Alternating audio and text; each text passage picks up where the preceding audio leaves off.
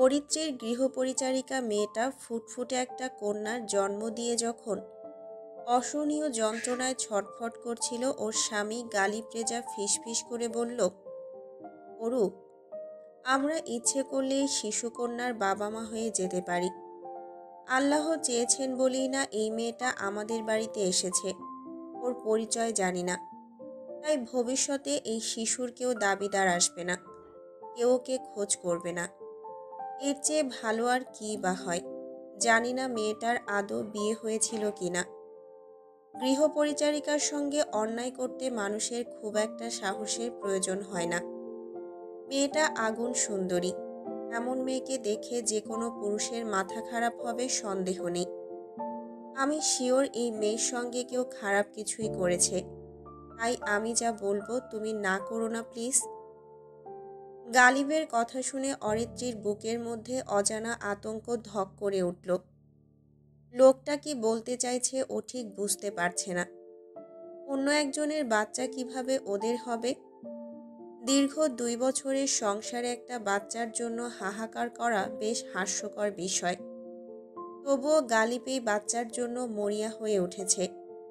অরিত্রী বন্ধ্যা, সন্তান জন্মদানে অক্ষম।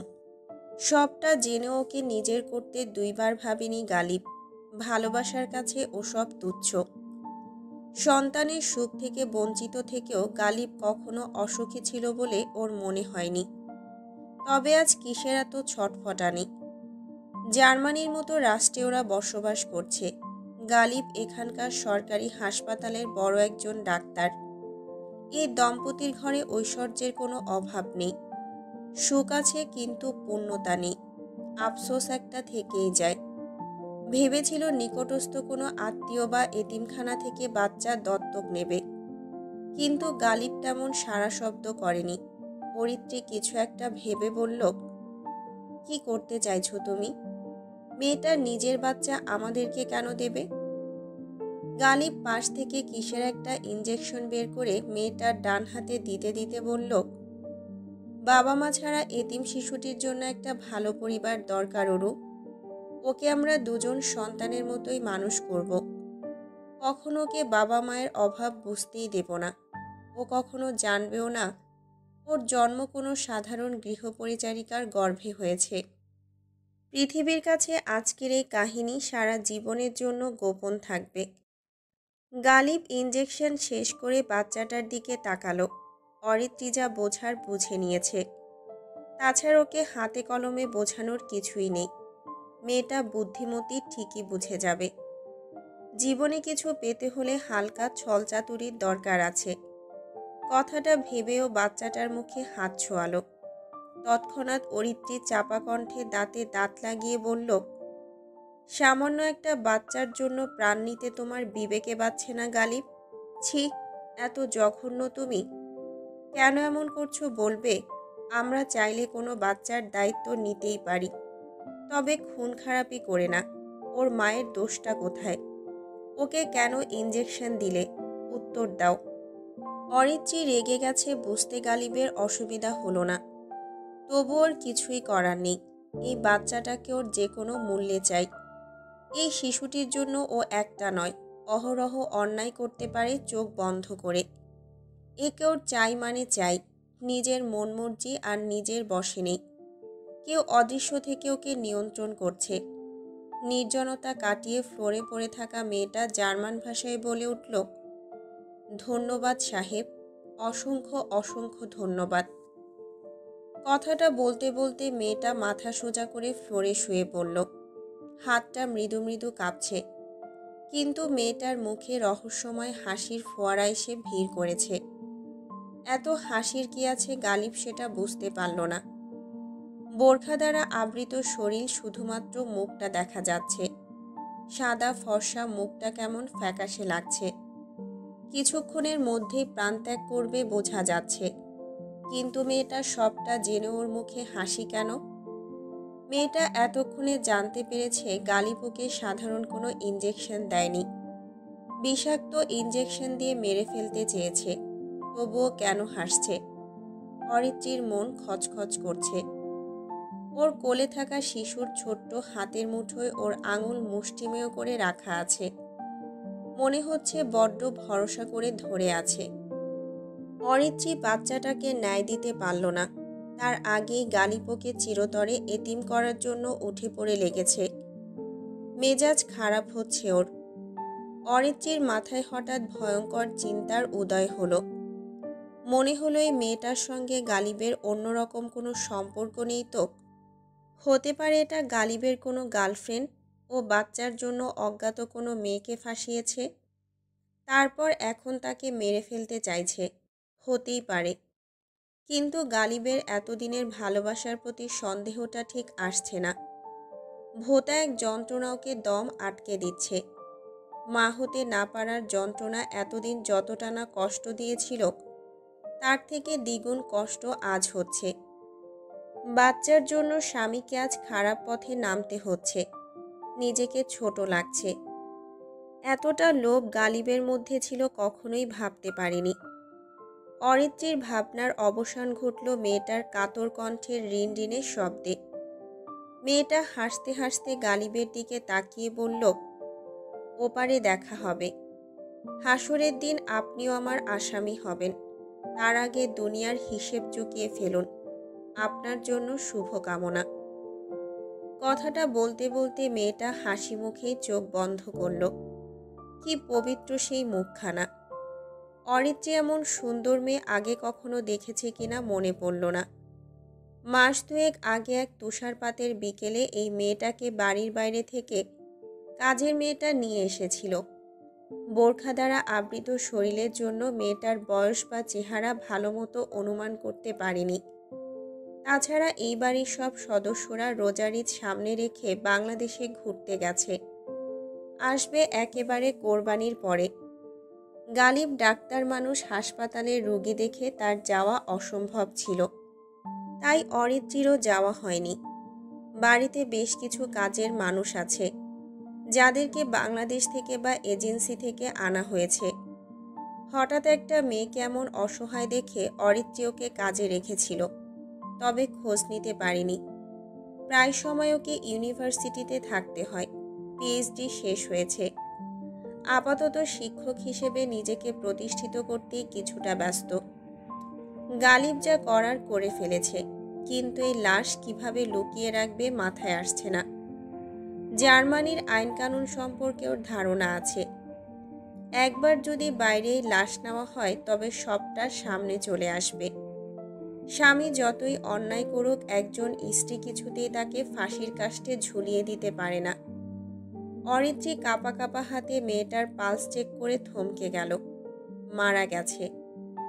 কপালে বিন্দু বিন্দু ঘাম, সঙ্গে ঘন ঘন নিঃশ্বাস ফেলে ও নিজেকে স্বাভাবিক করার চেষ্টা করল। বাইরে জানাজানি হলে জেলে যেতে হবে। কান্না পাচ্ছে ভয়ে। ওকে ঘাবড়ে যেতে দেখে গালিব গম্ভীর কণ্ঠে বলল, ওকে আমি কোনো বিষাক্ত ইঞ্জেকশন দিয়ে মারিনি অরু, তবে মারতে চেয়েছিলাম। আমি ব্যথা কমানোর জন্য ইঞ্জেকশন দিয়েছি। পুলিশ আসলে কিছুই হবে না। ভয় কেন পাচ্ছ? আমাকে কি তোমার খুনি মনে হয়? মেয়েটার অবস্থা ভালো নেই, যখন তখন মারা যাবে দেখেই আমি কথাগুলো বলেছি। আর তুমি আজে বাজে চিন্তা করে ফেলেছ। আমাকে কি তোমার খুনি মনে হয়? আমার প্রতি তোমার এহেন বিশ্বাস কিভাবে অরু? গালিবের কথা শুনে অরিত্রীর কপালে চিন্তার ভাঁজ পড়ল। গালিবের কথার মধ্যে রহস্য খেলা করছে। কিছুক্ষণ আগে যখন ওকে খুনি বলা হলো তখন সেটা মেনে নিল। ইঞ্জেকশন সম্পর্কে কিছুই বলনি, অথচ এখন কি সুন্দর করে মিথ্যা বলে দিল। অরিত্রী আর ভাবতে পারছে না। যাই হোক, হয়েছে। এখন এই লাশের একটা ব্যবস্থা করতে হবে। অন্যদিকে গালিব পকেট থেকে ফোন বের করে হাসপাতালে ফোন করবে বলেও থেমে গেল। বাচ্চাটার কথা জানাজানি হলে ঝামেলা আছে। বাচ্চাটাকে এতিমখানাতে দিয়ে তবেই দত্তক নিতে হবে। অনেক ঝামেলার কাজ। যেহেতু এই মেয়ের পরিচয় কেউ জানে না, সেহেতু এই লাশ গুম করতে খুব একটা অসুবিধা হবে না। বাড়িতে কাজের মানুষ আছে, ওরাই সাহায্য করবে। কথাটা ভেবেও মেয়েটার মুখের উপরে কাপড় বিছিয়ে দিয়ে অরিত্রীকে নিয়ে বেরিয়ে আসলো। এখানে থাকার কোনো মানেই হয় না। বাচ্চাটা চুপচাপ ঘুমিয়ে আছে, নড়াচড়াও করছে না। গালিব বাচ্চাসহ অরিত্রীকে কক্ষে রেখে কাজের লোকেদের সঙ্গে কথা বলে মেয়েটার কক্ষে গিয়ে হতবম্ব হলো। সেখানে কোনো লাশ নেই, তবে বন্ধ জানালা খোলা। মেয়েটার গায়ের উপরে রাখা সাদা কাপড়টা ফ্লোরে পড়ে আছে। মনে হচ্ছে কেউ লাশ টেনে নিয়ে জানালার দিকে এগিয়ে গেছে, কিন্তু কে করলো এমনটা? গালিবের গলা শুকিয়ে আসছে, মাথা ঘুরছে। বেশিক্ষণ এই কক্ষে অবস্থান করতে পারল না, দ্রুতই বেরিয়ে আসলো। বাড়ির আশেপাশে খুঁজেও মেয়েটাকে পাওয়া গেল না। মনের মধ্যে হাজারো প্রশ্ন ঘুরপাক খাচ্ছে, কিন্তু উত্তর জানা নেই।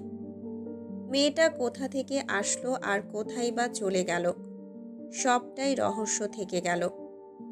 গালিব শিক্ষিত মানুষ, তাই নিজের মতো উত্তর খুঁজে নিল। মেয়েটা হয়তো মরার অভিনয় করে বাচ্চা রেখে পালিয়ে গেছে। তবুও প্রশ্ন একটা থেকেই যায়। অরিত্রী আপাতত অন্য কিছু ভাবছে না, যেভাবেই হোক মা হতে পেরেছে। ছোট্ট একটা পিচ্চি 2 দিন পরে ওকে মা বলে ডাকবে, এর চেয়ে খুশির কী বা আছে। বাচ্চাটাকেও নিজের সবটা দিয়ে মানুষ করবে। গভীর রাত, বাইরে ভারী বর্ষণ চলছে। জানালার কাছে বৃষ্টির ফোঁটা এসে ভিজিয়ে দিচ্ছে। কক্ষের বাইরে এক পরিচারিকা বসে আছে। অরিত্রিমের মুখের দিকে তাকিয়ে আছে। ফুটফুটে বাচ্চাটার মুখে মায়া জড়ানো কেমন হৃদয়ে গিয়ে লাগে। কি নাম রাখবে ওর মাথায় আসছে না। মেয়েটাকেও বুকের সঙ্গে জড়িয়ে নিয়ে চোখ বন্ধ করতেই ফোনটা বেজে উঠল। অরিত্রী বিরক্ত হয়ে ফোন রিসিভ করতেই ওপাশ থেকে গমগমে আওয়াজে বলল, মিসেস গালিব রেজা, আপনার স্বামী অসুস্থ, দ্রুত হাসপাতালে আসুন, উনি ব্রেন স্ট্রোক করেছেন। অরিত্রীর হাতটা কেঁপে উঠল। দ্রুত মেয়েকে পাশে রেখে বেরিয়ে পড়ল। কাজের মেয়েকে বলে গেল ওকে দেখে রাখতে। আল্লাহ একদিকে সন্তান প্রাপ্তির আনন্দ দিলেন, অন্যদিকে স্বামী হারানোর বেদনা। কিভাবে অরিত্রী সবটা সামলাবে ঠিক বুঝতে পারল না।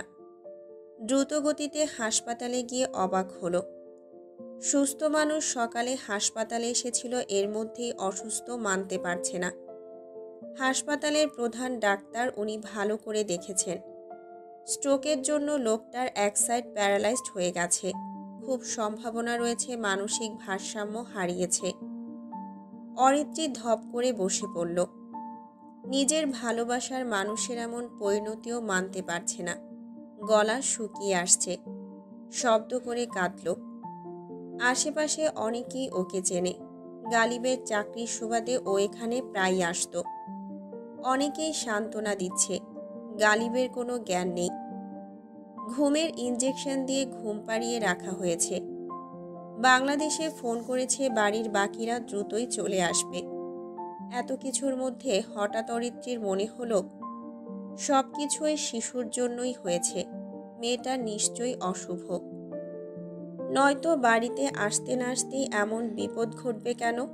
ও কিছুতেই এই শিশুকে নিজের কাছে রাখবে না। দৌড়াদৌড়িতে হাসপাতালে কেটে গেল 2 দিন। তবে এই 2 দিনে অরিত্রীর চিন্তার পরিবর্তন ঘটেছে। বাচ্চাটাকেও নিজের কাছেই রাখবে। গালিব ছেড়ে গেলেও বাচ্চাটা তো কাছে থাকবে। তাছাড়া এই বাচ্চা ছাড়া মা হওয়ার সম্ভাবনা ওর একেবারেই নেই। বাচ্চার দোষ দিয়ে কি হবে? সবটাই নিয়তি। আল্লাহ চেয়েছেন তাই হয়েছে। 3য় দিন শাশুড়িকে হাসপাতালে রেখে ও বাড়িতে ফিরে আসলো। ফ্রেশ হয়ে বাচ্চাটাকে কাছে নিয়ে গভীর মনোযোগ দিয়ে বাচ্চাটাকে দেখে ওর কপালে চুমু দিয়ে বলল, তুমি আমার, শুধুমাত্র আমার। তোমাকে আমি নিজের মতো করে মানুষ করব। পৃথিবীর কেউ জানতেই পারবে না তুমি আমার রক্তের কেউ না। অরিত্রীর কথা শুনে বাচ্চাটা হাসল। অরিত্রিমের হাতটা নিজের মুখের সম্মুখে রাখতেই ভ্রু কুঁচকে ফেলল। মেয়েটার গলায় একটা ছোট্ট লকেট। কে দিল এই লকেটটা? অরিত্রী লকেট খুলতে পারল না। তবে হাতে নিয়ে দেখল লকেটের উপরে ছোট্ট করে খোদাই করা কোহিনূর। তবে কি এই মেয়ের নাম কোহিনূর রাখবে? অরিত্রীর কাছে সবটা কেমন অদ্ভুত লাগলো। অরিত্রী নামটা কয়েকবার উচ্চারণ করলো। ভাবতে ভাবতেও এক প্রকার ঘোরের মধ্যে চলে গেল। হঠাৎ ফোনের টেক্সট আসার শব্দে ওর ঘোর কাটল। অরিত্রী এক হাতে মেয়েকে আগলে নিয়ে অন্য হাতে টেক্সট ওপেন করে হতবম্ব হয়ে গেল। শরীরে কম্পন ধরে যাচ্ছে, চোখের কোণে পানি জমতে শুরু করেছে। কারণ সামনে ওর স্বামীর সঙ্গে অন্য একটা মেয়ের ছবি, সাধারণ কোনো ছবি না, একটা বিয়ের ছবি। অরিত্রী বাকি ছবিগুলো দেখতে লাগলো। ঘনিষ্ঠ ছবিগুলোতে দুজনের মুখেই হাসি। গালিব এমনটা করতে পারে অরিত্রী সেটা স্বপ্নেও ভাবতে পারেনি। লোকটা এমন কেন করল? এত বছরের ভালোবাসার সব কিছু কি তবে মিথ্যে ছিল? পৃথিবী যেন থমকে গেল। অরিত্রীর বিরহে আজ আকাশে মেঘ জমেছে, থেমে থেমে বৃষ্টি হচ্ছে। কিছুক্ষণ আগে গালিবের লাশ এসেছে বাড়িতে। ড্রয়িং রুমের ফ্লোরে ওকে রাখা হয়েছে। কি থেকে কি হয়ে গেল সবটা এলোমেলো লাগছে। গতকাল রাতে আসা ছবিগুলো দেখে অরিত্রী নিজেকে ধরে রাখতে পারেনি। প্রচণ্ড ক্ষিপ্ত হয়ে হাসপাতালে গিয়েছিল। গালিবের তখন সবেমাত্র ঘুম ভেঙেছে। মাথা ঝিমঝিম করছিল, এক সাইড নাড়াচাড়া করতে পারছিল না, মন থেকে ভেঙে পড়েছে। কথা বলতে পারছে না, মুখ বেঁকিয়ে যাচ্ছে। কঠিন এই সময় প্রিয় মানুষটার সাপোর্ট খুব করে চেয়েছিল গালিব, কিন্তু আফসোস তেমন কিছুই হলো না। অরিত্রী দ্রুত কেবিনে এসে ফোনের ছবিগুলোর সামনে তুলে ধরে রাগে ফেটে পড়ল। ঝাঁঝালো কণ্ঠে বলল, বিশ্বাসঘাতক, অকৃতজ্ঞ, বেঈমান, লোভী, লজ্জা করল না আমাকে ঠকাতে? চরিত্রহীন লম্পট, লজ্জা করল না এই কঠিন সত্যটা আমার থেকে লুকিয়ে রাখতে? সামান্য একটা বাচ্চার জন্য আমাকে ঠকতে হলো? কিসের লোভে এমনটা করলে? উত্তর দাও। খুব না তোমার ভালোবাসার বড়াই ছিল? ভালোবাসার সব মিথ্যা? আমাকে ঠকানোই তোমার উদ্দেশ্য ছিল? তুমি সফল গালিব, তুমি সফল। আমি আজ হেরে গেলাম। আমি ঠকে গেলাম তোমার মতো চরিত্রহীন লোককে ভালোবেসে। আমি থাকবো না তোমার মতো বেঈমানের সঙ্গে সংসার করতে। আমি আজকের মধ্যেই তোমাকে ডিভোর্স দেব। অরিত্রী ইচ্ছে মতো নিজের রাগটা ঝালিয়ে নিল। শরীর কাঁপছে থরথর করে। লোকটা সুস্থ থাকলে কয়েকটা থাপ্পড় বসিয়ে দিতে ওর হাত কাঁপত না। স্বামীর রঙ্গলীলা সহ্য করার মতো ধৈর্য ওর নেই। মেজাজ অযথাই খারাপ হচ্ছে। আসার আগে বাড়িতে ছবিগুলো দেখিয়ে এসেছে। গালিব 4 ভাইয়ের মধ্যে তৃতীয়। ভাইয়েরা মোটামুটি সবাই প্রতিষ্ঠিত। বাবা নেই, মাই সংসারের কর্ত্রী। উনি শক্ত হাতে 4 ছেলেকে বড় করেছেন। বিয়ে দিয়ে ভেবেছিলেন ধর্মে কর্মে মনোযোগ দেবেন, কিন্তু সেটা আর হয়ে উঠছে না। বিপদ যেন পিছুই ছাড়ে না। অরিত্রীর আনা অভিযোগ উনি খুঁটিয়ে দেখেছেন। ডাক্তার বলেছিল গালিবকে পুরোপুরি বিশ্রামে রাখতে, টেনশন ফ্রি রাখতে, কিন্তু সব উল্টো হয়ে গেল। ছবিগুলো দেখেও আঙুল উঁচু করে কিছু বলতে চেয়েছিল, কিন্তু পারেনি। অরিত্রী যা নয় তাই বলে অপমান করে চলে এসেছে। ফলাফল হিসেবে গালিব দ্বিতীয় দফায় আবার স্ট্রোক করেছে। অবস্থা ততক্ষণে হাতের বাইরে।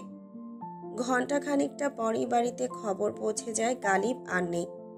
ইহকালীন মায়া ত্যাগ করেছে। অরিত্রী বুঝতে পেরেছে কতটা ভুল করে ফেলেছে। এখন কেঁদে কেটে কিছুই হবে না। যে চলে যাওয়ার সে চলে গেছে। চিৎকার চেঁচামেচি করে খুব করে কাঁদল। ছন্নছড়া লাগছে। গালিবের লাশ এখানেই সমাধিত করা হলো। দোতলা বিশিষ্ট বিশাল বাড়িটা থমথমে হয়ে আছে। অরিত্রী কক্ষের বাইরে বের হয়নি। গতকাল থেকে কাঁদতে কাঁদতে আপাতত অনুভূতি শূন্য। মেয়েটাকে কোলে নিয়ে চুপচাপ বসে আছে। গালিব অসুস্থ হওয়ার আগেই বাচ্চাটার নামে নিজের সব সম্পত্তি লিখে দিয়েছে। লকেট রহস্য হয়তো ওরই করা। সব ফর্মালিটি গালিব ঠিকঠাক করে গেছে।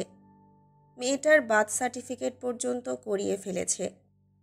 ডাক্তার মানুষ, সঙ্গে ছিল ক্ষমতা আর টাকা।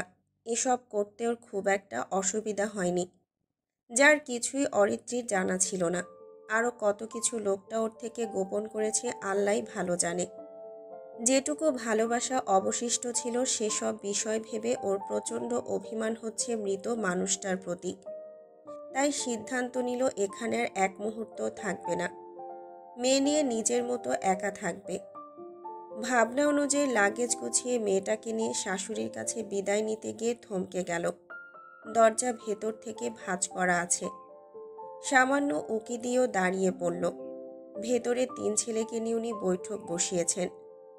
শাশুড়ি মা চাপা কণ্ঠে ছোট ছেলেকে বলছেন, গালিব নেই, আমি চাইছি তুমি অরিত্রীকে বিয়ে করো। মেয়েটা সুন্দরী, সঙ্গে শিক্ষিতা। তাছাড়া মেয়েটার প্রতি তোমার ভাই অবিচার করেছে। আমি চাই না মেয়েটার ভবিষ্যৎ নষ্ট হোক। ওর জীবনে কিছু হয়নি। এইটুকু একটা মেয়ে এত কিছু কিভাবে সহ্য করবে বলো? তোমার ভাই একটা অকর্মণ্য। নিজে মরেছে, আবার একটাকে রেখে গিয়েছে। কান্নাকার মেয়ে, তার নামে সব কিছু লিখে দিয়েছে। তুমি ওকে গ্রহণ করো, আর সেটা আজকের মধ্যেই। মায়ের কথা শুনে রিজু চমকে উঠল। সমাজের ভয় ওর নেই, কিন্তু ও তো বিবাহিত, বাংলাদেশে বউ বাচ্চা আছে। তবে মা কেন এমনটা বলল? উত্তেজনা থামাতে পারল না, ভ্রুকুচকে বলল, মা তুমি পাগল হয়েছ? বউ বাচ্চা রেখে এখন আবারও বিয়ে করব? কেন পারবে না রিজু? ওরা বাংলাদেশে থাকবে, কখনোই এখানে আসবে না। তাছাড়া অরিত্রীর কখনো বাচ্চাও হবে না। তবে কিসের এত অসুবিধা? বাড়ির বউ বাড়িতেই থাকবে। এসব বাইরের মানুষকে বুঝতে দিও না। তুমি যেমন ছিলে তেমনই থাকবে। তোমাকে ওর দায়িত্ব নিতে হবে না। গালিবের যা আছে সব কিছু ওই দেখাশোনা করবে। তুমি জানো গালিবের সম্পত্তির কাছে তুমি কিছুই না। কোনো ঝামেলা করো না। যাও, বিয়ের জন্য প্রস্তুত হও। শাশুড়ির কথা শুনে অরিত্রীর মাথা চক্কর দিয়ে উঠল। বলে কি এই মহিলা? রিজুর সঙ্গে বিয়ে? কিভাবে কি? অরিত্রী হুড়মুড় করে ভেতরে ঢুকে পড়ল। গম্ভীর কণ্ঠে বলল, মা আপনি ভুল করছেন। আমি এই বিয়ে কখনো করব না। গালিব আমাকে ঠকিয়েছে, কিন্তু যাওয়ার আগে চমৎকার একটা উপহার দিয়ে গেছে। আমি একে নিয়ে বাকিটা জীবন পার করতে পারবো। আমাকে নিয়ে আপনি ভাববেন না। আল্লাহ যা লিখেছেন তাই হবে।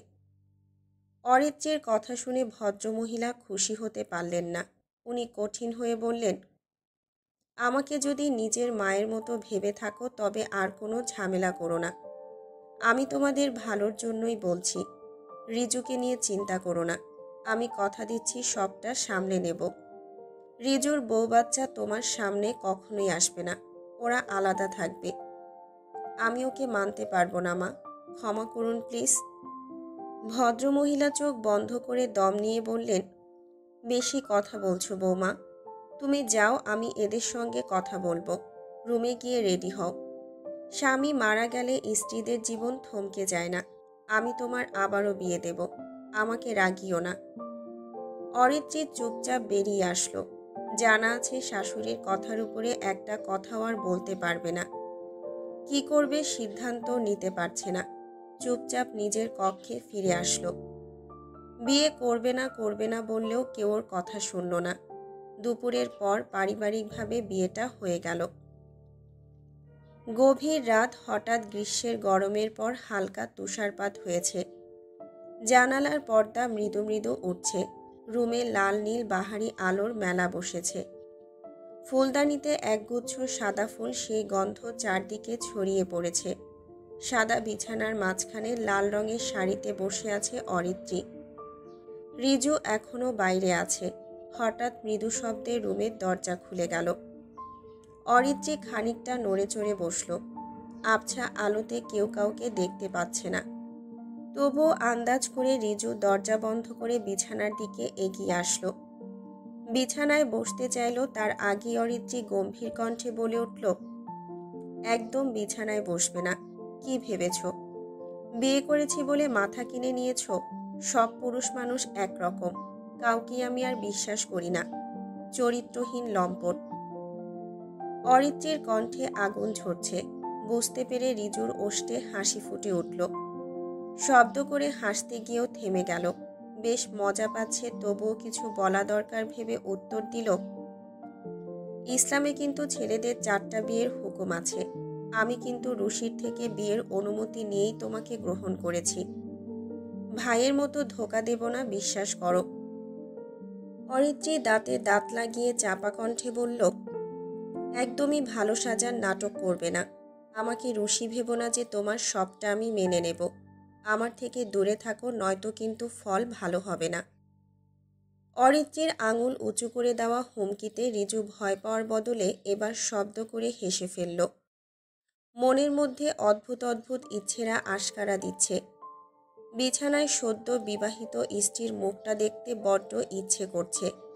রিজু আর অযথা সময় নষ্ট করল না। হাতে থাকা ফোনের টর্চ অন করে অরিত্রীর সামনে বসে পড়ল। আলোটা পাশে রেখে হাতের মুঠোয় রাখা লকেটটা মেলে ধরল। অরিত্রী বিস্ময়কর দৃষ্টি মেলে রিজুর দিকে তাকিয়ে আছে। ছেলেটা কোনো কিছুর পরোয়া না করে অরিত্রীর হাতটা টেনে নিজের কাছে নিয়ে এসে লকেটটা ওর গলাতে পরিয়ে দিল।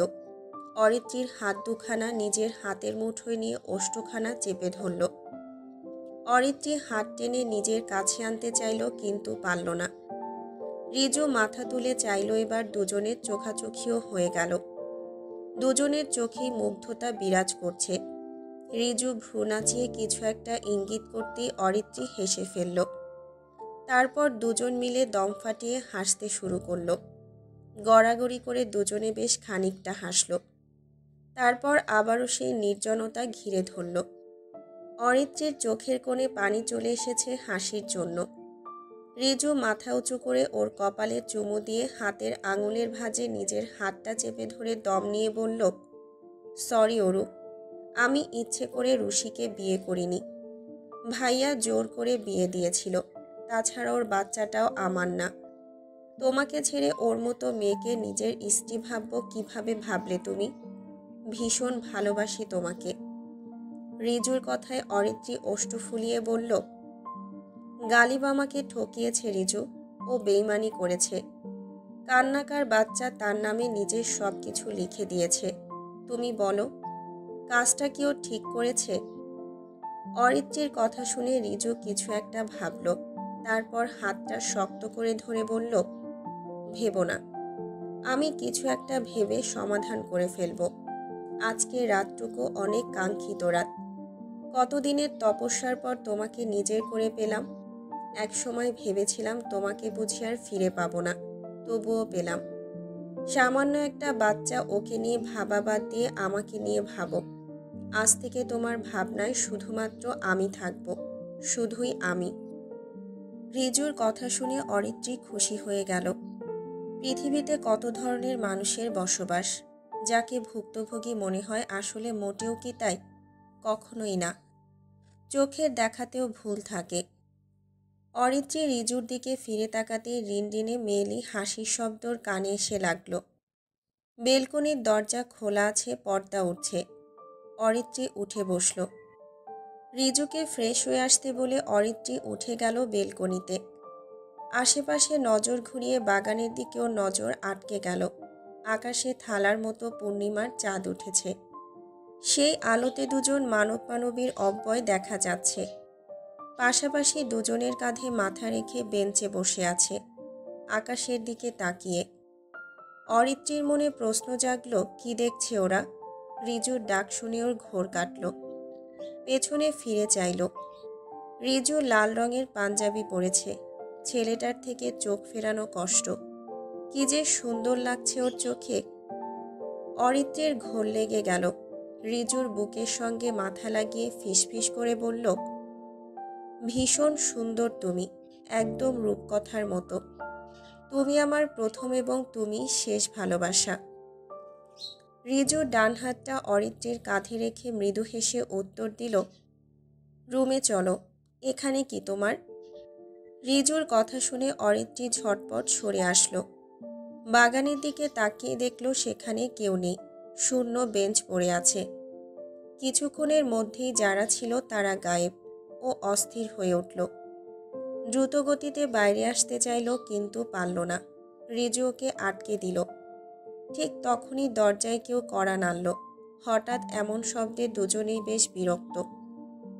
তবুও অরিত্রী গিয়ে দরজা খুলে দিল। কাজের মেয়েটা বাচ্চা নিয়ে দাঁড়িয়ে আছে। দুজনকে দেখে অরিত্রী ভ্রুকুচকে বলল, কি সমস্যা? ম্যাম, বাবু কাঁদছে, কিছুতেই থামছে না, মনে হচ্ছে পেটে ব্যথা করছে। মেয়েটার কথা শুনে রিজু কিছু বলতে চাইল, কিন্তু অরিত্রী আটকে দিল। মেয়েটার কোল থেকে বাচ্চাটাকে নিয়ে দরজা বন্ধ করল। কোলে নিতেই কোহিনূর হাসল। অরিত্রী এতক্ষণ বাচ্চাটার মুখের দিকে তাকিয়েছিল। ওর হাসি দেখে অরিত্রী বিরক্ত হয়ে বলল, রিজু, এই বাচ্চাটা আমাকে দেখে কেমন তাচ্ছিল্যপূর্ণ হাসে। আমার মনে হচ্ছে আমাদের উপরেও কেউ একজন আছে যে অন্যরকমভাবে গেম খেলছে, যাকে আমরা দেখতে পাচ্ছি না। দূর থেকে সে সবটা দেখছে। রিজু, তুমি তো জানতে আমি গালিবকে মোটেই পছন্দ করতাম না। শুধুমাত্র তোমার কথায় ওকে বিয়ে করলাম। ভেবেছিলাম ওর সব কিছু আমাদের হবে, কিন্তু হলো কোথায়? কেউ একজন সবটা উল্টো করে দিল। লোকটা কে হতে পারে রিজু? গালিব তো না। কিন্তু এই বাচ্চাটার সঙ্গে গালিবের কিসের সম্পর্ক? রাজশেষ সোনালি সূর্যের সঙ্গে নতুন দিনের সূচনা হলো।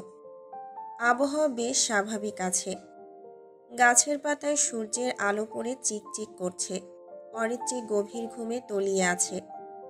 বাচ্চাটার জন্য গতকাল রাতে একটুও ঘুম হয়নি। রিজু চেয়েছিল ওকে বের করে দিতে, কিন্তু সেটাও পারবে না। এটা নিয়ে দুজনের মধ্যে সামান্য তর্কাতর্কিও হয়েছে। লোকটা বোঝে না এই বাচ্চাটা কোনো রকমে হাতছাড়া হলে সব শেষ। কি দরকার ঘরের লক্ষ্মী পায়ে ঠেলে দেওয়ার? তাছাড়া অরিত্রী এতটা নিষ্ঠুর নয়। গালিব বা রিজু যার সঙ্গে থাকুক না কেন, ওর তো কোনোদিন বাচ্চা হবে না। বাবা মা ছাড়া বাচ্চাটাকে মানুষ করে নিজের কাছে রাখতে কিসের অসুবিধা? এই বাচ্চাটাকে নিয়ে অনেক পরিকল্পনা আছে, সেগুলোর বাস্তবায়ন করাটা জরুরি। নিজের আখের গোছাতে এই বাচ্চা ওর তুরুপের দাস। অরিত্রীর আগেই রিজু উঠে গেছে। মাথার যন্ত্রণা, তাই ওর কফির দরকার। কোহিনূর ভোররাত থেকে গৃহপরিচারিকাদের কাছেই আছে। হঠাৎ হইচই শুনে অরিত্রীর ঘুম ভাঙল। দরজা অর্ধেক খোলা আছে, তাই বাইরের আওয়াজ আংশিকভাবে ভেতরে আসছে। অরিত্রী বিরক্ত হয়ে উঠে বসল। রিজু বাইরে গেছে দরজা খোলা রেখে। অরিত্রী বিরক্ত হয়ে কাপড় ঠিক করে ঘুম ঘুম চোখে বাইরে এসেই ভ্রু কুঁচকে ফেলল। ডাইনিং রুমের সোফায় একটা মেয়ে বসে আছে। অরিত্রী ধুমধাম পায়ে সিঁড়ি ধরে নিচে নেমে আসলো, কারণ এই মেয়েকেও আগেও দেখেছে। গালিবের গার্লফ্রেন্ড নাকি বউ, যাই হোক একটা হবে। ছবিতে ওকে গালিবের সঙ্গেও দেখেছিল। গালিব সত্যি ওকে ঠকিয়েছে। কথাটা ভেবে ওর মেজাজ চরম খারাপ হলো। দ্রুত গতিতে মেয়েটার সামনে গিয়ে দাঁড়ালো। মেয়েটা দেখতে বেশ চমৎকার। আহামরি সুন্দরী নয়, তবুও চোখে লাগার মতো। বিশেষ করে ওর টোল পড়া হাসি আর গজদারটা নজর কাটছে। গালিব একে দেখে ওকে ঠকিয়েছে। আগুন জ্বলে উঠল শরীরে। অরিত্রী হুঙ্কার দিয়ে বলে উঠল, এই মেয়ে, এখানে কি তোমার? গালিব নেই, তাই এই বাড়িতে তোমার কোনো জায়গাও হবে না। আমি কিছুতেই গালিবের দ্বিতীয় বিয়ে মানব না। ধোঁকা দিয়ে গালিবের সম্পত্তি তুমি ভোগ করতে চাইছো? তবে শুনে রাখো, সেই ইচ্ছা বা স্বপ্ন কিছুতেই তোমার পূরণ হবে না। আমি সেটা হতে দেব না। আমার মেয়ে আর আমার জীবনে তোমার কোনো জায়গা নেই। অরিত্রীর মনে যা আসলো এলোমেলো বকে দিল। পাশেও শাশুড়ি বসে আছে। রিজুর মুখে বিরক্তির ছাপ। বাড়ির বাকি সদস্যরা এখনো ঘুমিয়ে আছে। কাজের মেয়েগুলো উকিঝুঁকি দিয়ে দেখছে। অরিত্রীর ইচ্ছে হলো চুলের মুঠি ধরে এই মেয়েকে উচিত শিক্ষা দিতে, কিন্তু সামনে শাশুড়ি মা বসে আছেন। উনি কি বলেন সেই আশায়ও পাশে চাইল। আপাতত কারো মুখেই কোনো কথা নেই। নির্জনতা ভেঙে গালিবের মা মেনুকা শিকদার বলে উঠলেন, আমার ছেলের সঙ্গে জানি না তোমার কিসের সম্পর্ক ছিল, তবে সে এখন মৃত, তাই আমি তার হয়ে তোমার কাছে ক্ষমা চাইছি। ঝামেলা করো না। আমি তোমাকে একটা চেক লিখে দিচ্ছি, এটা নিয়ে তুমি আবারও জীবন নতুন করে শুরু করো। দেখো মা, জীবন কারো জন্যই থেমে থাকে না। তুমি যার জন্য লড়াই করতে এসেছো সে নেই। মেনুকা শিকদারের কথা শুনে মেয়েটা মৃদু হাসল। মেয়েটার গায়ে সাদা রঙের লম্বা গাউন আর মাথায় হিজাব। মেয়েটা যে বাঙালি তা চেহারা দেখেই বোঝা যাচ্ছে। অরিত্রী কিছু বলতে চাইল, তার আগেই মেয়েটা মৃদু হেসে বলল, আমি মেহুল শিকদার। শিকদার গালিব রেজার প্রথম এবং একমাত্র স্ত্রী। আপনাদের গৃহে যে বেবিটা আছে কোহিনূর শিকদার, সেটা আমার মেয়ে। আমি আর গালিব ওকে দত্তক নিয়েছি। মেয়েটা আমাদের দুজনের। কিছুক্ষণের মধ্যে আমার উকিল এখানে এসে যাবে। গালিব নেই, কিন্তু ও আমাকে দায়িত্ব দিয়ে গেছে। আমি স্ত্রী হিসেবে সেটা অক্ষরে অক্ষরে পালন করতে চাই। মেহুল কথাগুলো বলে হাসতে চাইল, কিন্তু হলো না। কয়েক জোড়া চোখ ওকে কঠিন দৃষ্টিতে দেখছে। মেহুল ভরকে গেল। অরিত্রীর মাথায় আকাশ ভেঙে পড়ার মতো অবস্থা। ওর জোর গলায় চিৎকার করে প্রতিবাদ করে বলল, এই মেয়ে, তোমার মাথায় সত্যি সমস্যা আছে। তুমি গালিবের স্ত্রী হলে আমি কে তাহলে? গালিবের প্রথম স্ত্রী আমি। তুমি বললে আমি বিশ্বাস করব ভাবছ? মা আছেন, উনি সবটা জানেন।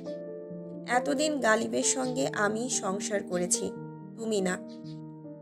অরিত্রীর কথায় থমথমে মুখে মেহুল উত্তর দিল, আপনি এতদিন রিজু শিকদারের প্রেমিকা ছিলেন এবং ওনার স্ত্রী হয়েছেন।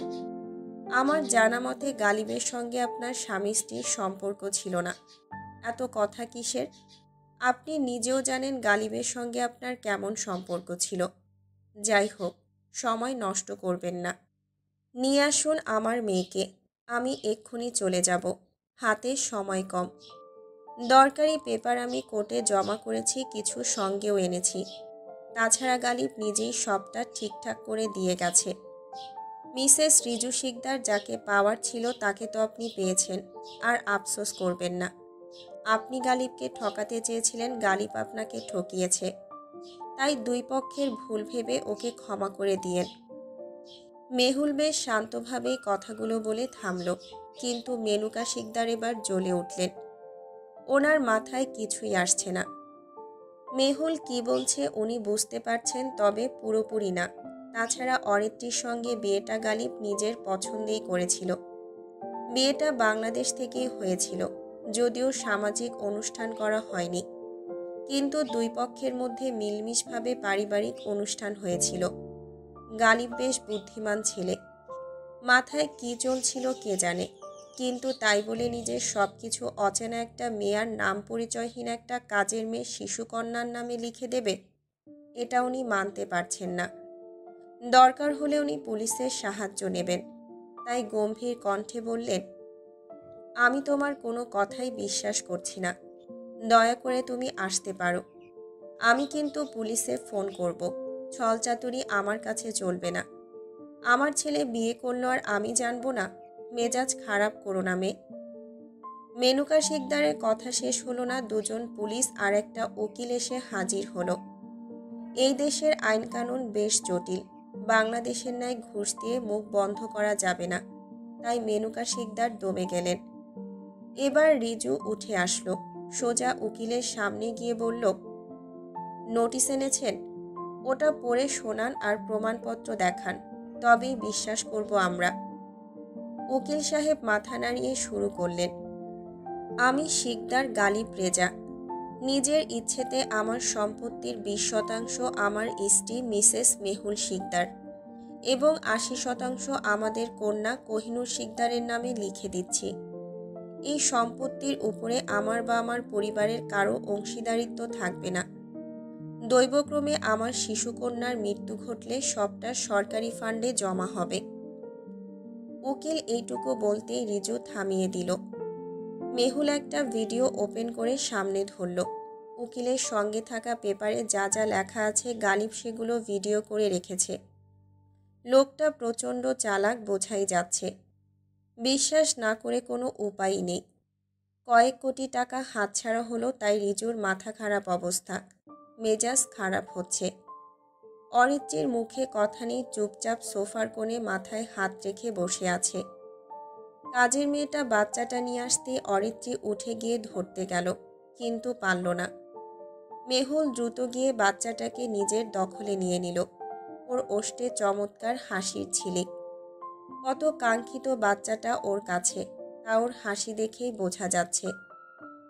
মেহুল ছোট্ট করে কোহিনূরের কপালে চুমু দিয়ে ফিসফিস করে বলল, মাম্মা, পাপা অপেক্ষা করছে আমাদের জন্য, যেতে হবে তো। মেহুল বাচ্চার থেকে মুখ তুলে বলল, আমাদের যেতে হবে। এই বাড়িটা কোহিনূরের ভাগে পড়েছে। আপনারা গালিবের পরিবার, তাই ইচ্ছে করলে কিছুদিন এখানে থাকতে পারেন, তবে সেটা বেশি দিন নয়। গালিবে রেখে যাওয়া জার্মানিতে থাকা সকল সম্পত্তি আমি দেখাশোনা করব। বাংলাদেশে যেগুলো আছে সেসব দেখাশোনার জন্য লোক ঠিক করেছি, আপনাদের ভাবতে হবে না। এখন আসছি, ভালো থাকবেন। আর শাশুড়ি মা, আপনি যে কোনো সমস্যার সম্মুখীন হলে আমাকে জানাবেন, আমি চেষ্টা করব আপনাকে সাহায্য করার। টাকা পয়সা বড্ড খারাপ জিনিস, রক্তের সম্পর্ক নষ্ট করে। এখন আসছি তবে। মেহুল মেনুকা শিকদারের দিকে চেয়ে আছে। এখান থেকে যাওয়ার জন্য ওর বড্ড তাড়া। শাশুড়ি মায়ের থেকে অনুমতি নিতে হবে ভেবেই কথাগুলো বলল। মেনুকা শিকদারের প্রেশার বেড়ে গেছে। উনি ঘন ঘন নিঃশ্বাস টানছেন। হাত উঁচু করে ওকে ইশারা করলো চলে যেতে। যেখানে ছেলে নেই সেখানে টাকা পয়সা দিয়ে উনি কী করবেন? তাছাড়া ছেলেটা সবাইকে ঠকিয়েছে। কিভাবে পারল নিজের পরিবারের কথা না ভেবে বাইরের লোকদের কথা ভাবার? মেজাজ খারাপ হচ্ছে। ওদিকে রিজু অগ্নিদৃষ্টিতে অরিত্রীকে দেখছে। এই মেয়েটার সতী সাবিত্রী শাস্তি গিয়ে আজ এমন ঝামেলা পাকিয়েছে। কি দরকার ছিল প্রথম থেকেই গালিবের সঙ্গে ভালো সম্পর্ক তৈরি না করে অজুহাত দিয়ে প্রতিনিয়ত দূরে থাকার? বেশিরভাগ সময় মেয়েটা বাংলাদেশে পড়ে থেকেছে। সেই সুযোগে গালিব ওই মেয়েকে নিয়ে চুটিয়ে সংসার করেছে। ওরা দুজন ভেবেছিল বুদ্ধি করে গালিবকে ঠকিয়ে ওরা সব সম্পত্তি নিজেদের করে নেবে। কিন্তু এখানে সব উল্টো। গালিব বরং ওদেরকে ঠকিয়ে নিজের আখের গুছিয়ে নিতে চেয়েছিল। কিন্তু এতে ওর কিসের লাভ হলো? গালিব কেন এমনটা করল? প্রতিশোধ নিতে, নাকি অন্য কিছু? কানাডা আন্তর্জাতিক বিমানবন্দরে বাচ্চাটাকে কোলে নিয়ে দাঁড়িয়ে আছে মেহুল। জার্মানি থেকে সোজাসুজি এখানে এসেছে। কাঙ্ক্ষিত লোকটার জন্য অপেক্ষা করছে। সঙ্গে লাগেজ আছে, যেটা নিতে একটু অসুবিধা হচ্ছে। লোকটা বলেছিল ঠিক সময়ে চলে আসবে, কিন্তু এখনও তার আসার কোনো খোঁজ নেই। মেহুল ঠোঁট ফুলিয়ে ফেলল। মেজাজ শান্ত করতে চাইছে, কিন্তু হচ্ছে না। মেয়েটার মুখের দিকে তাকিয়ে শান্ত থাকতে হচ্ছে। বাচ্চাটার ক্ষুধা পেয়েছে কিনা বুঝতে পারছে না। ঘুমিয়ে আছে অনেক সময় হতে চলল। মেহুল মাথা নিচু করে মেয়েটার কপালে চুমু দিল। তারপর সামনে এগিয়ে গিয়ে দূরে একটা অব্যয় দেখে ওষ্ঠে হাসি ফুটে উঠল। হাত উঁচু করে লাফিয়ে চিৎকার করে বলল, মিস্টার শিকদার, আমি এখানে। দূর থেকে লোকটা ক্রমাগত এক পা দুই পা করে সামনে এগিয়ে আসলো। চেহারা আবছা থেকে দৃশ্যমান হলো। গালিব হেঁটে আসছে। গায়ে সাদা শার্ট আর কালো জিন্স, পায়ে সাদা জুতা। হাঁটার গতির জন্য কপালের চুলগুলো কপালে এসে নৃত্য করছে। মেহুলের বুকের মধ্যে ধুমধাম আওয়াজ হচ্ছে। লোকটাকে কয়েকদিন পরে দেখল। ঝামেলার পর ঝামেলা এসে সবটা কেমন খিচুড়ি পাকিয়ে দিয়েছিল। অবশেষে কাহিনী খতম। মেহুল সামনে এগিয়ে যেতে পা বাড়ালো, কিন্তু গালিব ওকে থামার জন্য ইশারা করল। মেহুল দাঁড়িয়ে পড়ল। দ্রুত গতিতে গালিব এসে ওকে জাপটে ধরে বাঁকা হেসে বলল, মিসেস ওয়াইফি, স্বাগতম আপনাকে আমার প্রেমহীন মরুময় হৃদয়ের উর্বর ভূমিতে। মেহুল উত্তর দেওয়ার আগে গালিব ওকে ছেড়ে দিয়ে কপালে চুমু দিয়ে মেয়েকে নিজের কোলে তুলে নিল। ভ্রু নাচিয়ে বলল, এতদিন পর বরকে দেখে লজ্জা পাচ্ছ? গালিবের এহেন কথায় মেহুল এবার সত্যিই লজ্জা পেল। মেয়েকে রাগ দেখিয়ে বলল, আপনি ভীষণ খারাপ মানুষ। কি দরকার ছিল এসব করার? এখন এসেছেন আমাকে লজ্জা দিতে। মেহুল একটু আপনাকে লজ্জা পাচ্ছে না, বরং রেগে আছে। গালিব ডান হাতে ওকে নিজের কাছে টেনে নিয়ে বলল, আমার মেয়েটা দেখেছ কেমন ভদ্র? শান্ত হয়ে ঘুমিয়ে আছে, কিন্তু মেয়েটার মা দেখি ভীষণ ঝগড়াটে। এতদিন পর দেখা হলো, কোথায় জড়িয়ে ধরবে তা না প্রশ্ন করেই চলেছে। যাই হোক, এখন তবে যাওয়া যাক। মেহুল মাথা নাড়ালো। গালিব এক হাতে মেয়েকে কোলে নিয়ে অন্য হাতে লাগেজ নিয়ে সামনে এগিয়ে চলল। সামনে কি অপেক্ষা করছে ওদের জন্য? প্রশ্ন গালিব কোথা থেকে আসলো? মৃত্যুর পরেও কি আবারও ফিরে আসা যায়, নাকি আদৌ মারাই যায়নি? সবটা পরিকল্পিতভাবে সাজানো হয়েছে। এসব করে ওর কিসের লাভ?